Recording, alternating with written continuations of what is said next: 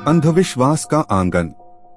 रामेश और सीता, एक युवा जोड़ी, अपनी नई जगह घर में अपने नए जीवन की शुरुआत कर रहे थे।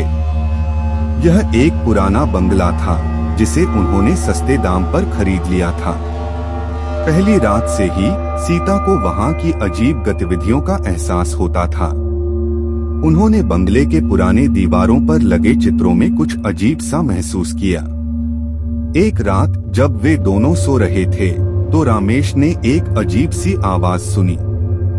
वह धीरे से सीता को जगाया और बताया।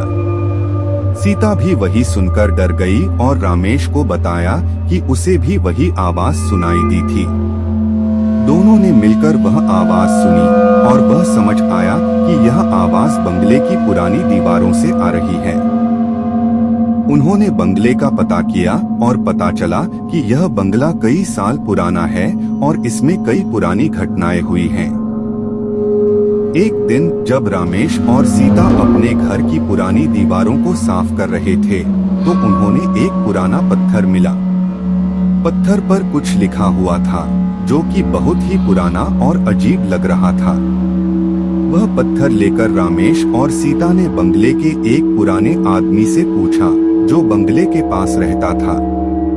आदमी ने बताया कि वह पत्थर उसके पूर्वजों का है और बंगले में एक अजीब सी घटना हुई थी जिसमें एक आत्मा बंगले में अटकी थी।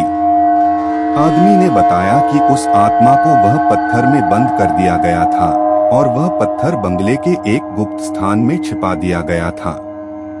वह आदमी चाहता था कि बंगले में कोई उस पत्थर को हटाने का प्रयास न करे क्योंकि उसे डरावनी आत्मा की चिट्ठी भी मिली थी जो उसे वहीं रोकती थी।